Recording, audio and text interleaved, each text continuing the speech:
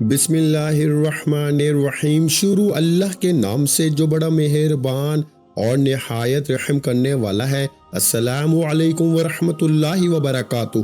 محترم ناظرین کرام، شب برات میں وہ 8 لوگ کون سے ہیں جن کی مغفرت نہیں ہوتی، یعنی کن کن لوگوں کو اللہ اس رات بھی معاف نہیں کرتا، اور وہ 8 لوگ کون کون سے ہیں؟ اور خدا نہ خواستہ کہیں ان 8 لوگوں میں میرے بھائیوں آپ کا نام بھی تو نہیں آ رہا، اس لیے اس ویڈیو کو آج لازمی دیکھ لینا تاکہ شب برات آنے سے پہلے آپ لوگ ان 8 قسم کی لوگوں کی لسٹ سے نکل جائیں اور اللہ تعالیٰ کی ذات سے اپنے لیے بخشش کروا لیں۔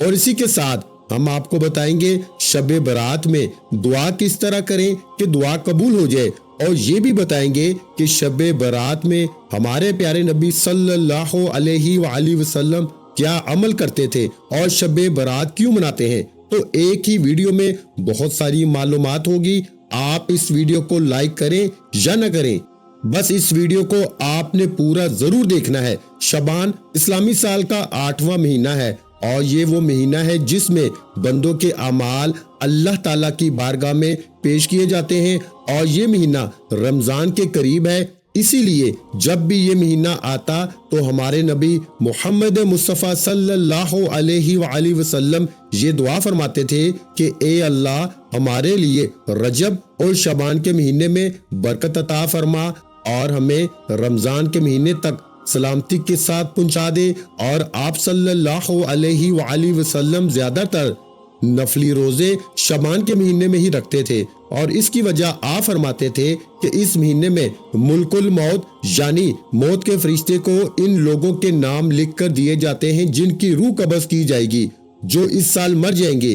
تو میں چاہتا ہوں کہ میرا فیصلہ روزے کی حالت میں کیا جائے۔ دوستو، شعبان کے مہینے میں ایک بابرکت اور فضیلت والی رات آتی ہے جس کو شب برات کہتے ہیں، جو کہ شعبان کی 15ویں رات ہوتی ہے، اور اس رات میں نفلی عبادت کی بہت فضیلت ہے۔ شب اردو میں کہتے ہیں رات کو، اور بارات کا مطلب ہے بری ہونا، آزاد ہونا، یعنی گناہوں سے بری ہو جانا، چھوٹ جانا۔ اور عربی مہینے شعبان کی 15ویں تاریخ کو یہ رات ہوتی ہے جسے شب برات کہتے ہیں، اور اس رات کی اتنی فضیلت ہے کہ اگر کوئی بندہ ثواب کی امید کے ساتھ عبادت کرتے ہوئے اللہ سے اپنے گناہوں کی معافی مانگے تو اللہ تعالیٰ بہت جلد گناہوں کو معاف کر دے گا۔ 4 راتیں ہیں جو فضیلت والی ہیں۔ ایک ہے لیلۃ القدر جو رمضان کے آخری عشرے میں ہوتی ہے، دوسری ہے عید الفطر کی رات، اور تیسری ہے عید الاضحیٰ یعنی عید قربانی کی رات، اور چوتھی ہے شعبان یعنی 15ویں شعبان کی رات یعنی شب برات۔ اس رات کی خاصیت یہ ہے کہ جیسے پورے سال کا بجٹ ہماری سرکار پیش کرتی ہے کہ ہمارے پورے سال کیا ہوگا، اسی طرح اس رات میں آنے والے سال کے تمام قدرتی کاموں کی لکھت پڑھت اللہ تعالیٰ فرشتوں کو دے دیتے ہیں۔ جیسے لوگوں کی زندگی اور موت کا فیصلہ ہو، اس رات میں کیا کوئی خاص عبادت کرنی ہوتی ہے؟ تو اس کا جواب ہے نہیں۔ اس رات میں کوئی خاص عبادت نہیں جو سنت سے ثابت ہو، لیکن ہاں نفلی عبادت کوئی بھی کر سکتا ہے، جیسے نفل نماز پڑھنا، قرآن پاک کی تلاوت کرنا، اللہ کا ذکر کرنا، دعا کرنا، یعنی یہ رات بخشش کی رات ہے، اسی لیے اللہ کے سامنے اپنے گناہوں کی معافی ضرور مانگنا۔ اور اس رات میں عبادت مسجد میں کرنی چاہیے یا گھر میں؟ تو اس کا جواب ہے کہ ہمارے نبی محمد مصطفیٰ صلی اللہ علیہ وآلہ وسلم نے ارشاد فرمایا کہ اپنے گھروں کو قبرستان نہ بناؤ، مطلب یہ کہ فرض نمازوں کے علاوہ نفل سنتوں اور ذکر سے اپنے گھر کو منور اور روشن کرو۔ اور اس رات میں عبادت نفلی ہے، اس لیے گھر میں کریں تو زیادہ بہتر ہے، کیونکہ نفلی عبادت کے لیے لوگوں کا اکٹھا کرنا ٹھیک نہیں ہے، اپنے طور پر جتنا ہو سکے کرنا چاہیے۔ شب برات میں ہمارے نبی پاک صلی اللہ علیہ وآلہ وسلم کا عمل کیا تھا؟ تو حضرت عائشہ رضی اللہ تعالی عنہا فرماتی ہیں کہ نبی پاک صلی اللہ علیہ وآلہ وسلم 15ویں شعبان کو گھر تشریف لائے، اور ابھی پورے کپڑے بدلے بھی نہیں تھے کہ پھر پہن لیے اور گھر سے نکل پڑے۔ تو میں بھی ان کے پیچھے پیچھے چلی گئی یہ دیکھنے کے لیے کہ آپ کہاں جا رہے ہیں۔ تلاش کرتے کرتے میں نے آپ کو دیکھا کہ آپ مسلمانوں کے قبرستان میں ہیں، اور مومنوں کے لیے دعائے مغفرت کر رہے ہیں۔ تو شب برات میں دعا کیسے کرنی چاہیے؟ اگر کوئی عربی دعا یاد نہ ہو تو ہم اس طرح دعا مانگ سکتے ہیں۔ پیارے دوستو، میں دعا پڑھ رہا ہوں، آپ لوگ بس آمین آمین کہتے جائیے یا کامنٹ میں آمین ضرور لکھ دیں، کیا پتہ کس کی لکھی آمین قبول ہو جائے اور ہم سب کی بخشش کا ذریعہ بن جائے۔ اے میرے اللہ، تو ہی سب پہ احسان کرنے والا ہے، کوئی تجھ پہ احسان نہیں کر سکتا۔ اے امت پہ مہربانی کرنے والے، اے بندوں کو عطا کرنے والے، تیرے سوا کوئی معبود نہیں، تو گرتوں کو تھامنے والا ہے، بے پناہوں کو پناہ دینے والا ہے، پریشان حالوں کا اور مصیبت کے ماروں کا تو ہی سہارا ہے۔ اے اللہ، تیرے سوا کس سے مانگے؟ تو ہی داتا ہے، میری بدبختی کو دور کر دے اور ہمارے حلال رزق سے مجھے محروم نہ کر، بے شک تو ہر چیز پہ قدرت رکھنے والا ہے۔ اے اللہ، میری پریشانیوں کو دور فرما دے۔ اے میرے مالک و مولا، جتنے میرے بہن بھائی اس وقت اس دعا میں شامل ہیں، میرے مولا ان تمام کی جائز حاجات کو پورا فرما کے ان کو ہر قسم کی پریشانیوں سے، مصیبتوں سے نجات عطا فرما دے۔ میرے مولا، میرے وہ بھائی، میری وہ بہنیں جو کہ قرضوں کی دلدل میں کئی سالوں سے پھنسے ہوئے ہیں، جن کا قرض اترنے کا نام نہیں لے رہا، تو میرے مولا ان سب کا قرض اترنے کا اسباب بنا دے، ان سب کو قرضوں سے خلاصی عطا فرما دے۔ یقیناً میرے مولا تو ہی سب سے زیادہ احسان کرنے والا ہے۔ اے اللہ، نیک اولاد عطا فرما دے اور ہماری مغفرت فرما دے۔ اے اللہ، تمام گناہوں کو معاف فرما دے، وہ جو چھوٹے ہوں یا بڑے ہوں، جان بوجھ کر کیے ہوں یا انجانے میں کیے ہوں، اجالے میں کیے ہوں یا اندھیرے میں۔ اور اے اللہ، آئندہ ہمیں گناہوں سے بچنے والا بنا دے اور ان گناہوں کی نحوست کو مٹا دے۔ اے اللہ، ایمان پہ خاتمہ فرما دے، ہمارے ماں باپ، استاد اور تمام مسلمانوں کی مغفرت فرما دے اور ان کی نیک دعاؤں کو قبول فرما دے۔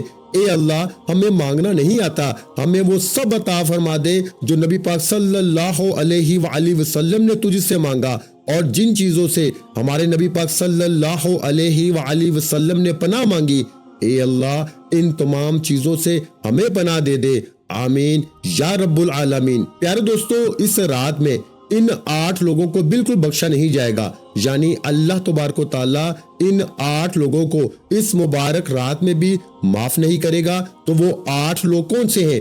آئیے دیکھتے ہیں۔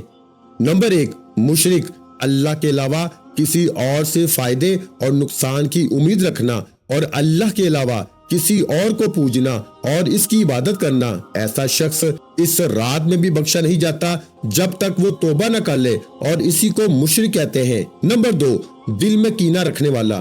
کینہ کسے کہتے ہیں یہ سمجھنا بہت ضروری ہے۔ جب آدمی کسی آدمی پہ غصہ کرتا ہے اور سامنے والا اتنا طاقتور ہے کہ اس پر غصہ نکالنا اور بدلہ لینے کی قدرت نہ ہو، تو اس کے ضبط کرنے سے اس کے دل میں ایک قسم کا بوجھ ہو جاتا ہے، اسی کو کینہ کہتے ہیں۔ اس کا علاج یہ ہے کہ اس کو معاف کر کے اس کے ساتھ میل جول اور تعلقات شروع کر دیے جائے، تو جو دل میں کینہ رکھے گا اللہ تبارک و تعالیٰ اسے معاف نہیں کرے گا۔ نمبر 3، رشتوں کو توڑنے والا۔ دوستو، رشتہ داروں کے جو حقوق ہم پہ واجب ہے ان کو ادا نہ کرنا، ان کے ساتھ بدسلوکی کرنا، تعلقات ختم کر دینا، یہ رشتوں کو توڑنے میں آتا ہے۔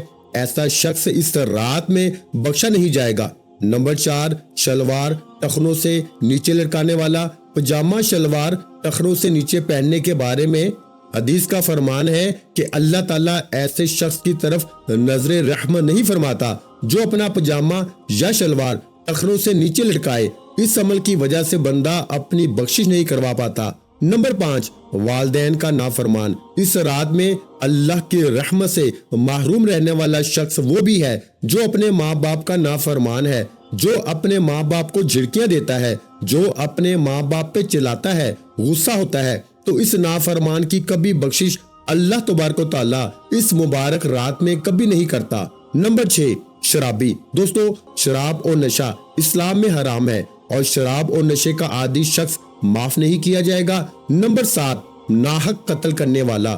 بغیر وجہ کی کسی کا قتل کرنے والا، اس کو بھی اللہ تبارک و تعالیٰ معاف نہیں کرے گا۔ اور نمبر 8، زنا کرنے والا، نہ محرم کو دیکھنا، اس کو چھونا، بلا ضرورت بات کرنا اور ناجائز تعلقات رکھنا زنا ہے۔ اللہ تعالیٰ ان تمام گناہوں سے ہمیں بچائے، آمین۔ اللہ تعالیٰ بڑا غفور و رحیم ہے۔ اگر کوئی شخص ان 8 گناہوں میں سے کوئی ایک گناہ بھی کرتا ہے تو اسے چاہیے کہ وہ یہ ٹھان لے کہ آج کے بعد کبھی یہ گناہ نہیں کروں گا، اور آج سے صرف اللہ کی عبادت کروں گا اور گناہ سے جتنا ہو سکے اتنا بچوں گا، تو اللہ ایسے شخص کو بھی معاف کر دے گا۔ تو پیارے دوستو، آج کی یہ معلوماتی ویڈیو آپ کو کیسی لگی؟ آپ ہمیں کامنٹ کر کے ضرور بتائیے گا، اور اسی طرح کی ویڈیوز دیکھنے کے لیے آپ ہمارے چینل کو لازمی سبسکرائب کر دیں اور ساتھ میں لگے بیل آئیکن کو ضرور دبا دیں، تاکہ ہماری ہر نئی آنے والی ویڈیوز کا نوٹیفیکیشن آپ کو بر وقت ملتا رہے۔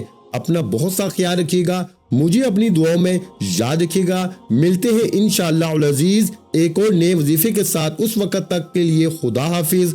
السلام علیکم ورحمۃ اللہ وبرکاتہ۔ جزاک اللہ۔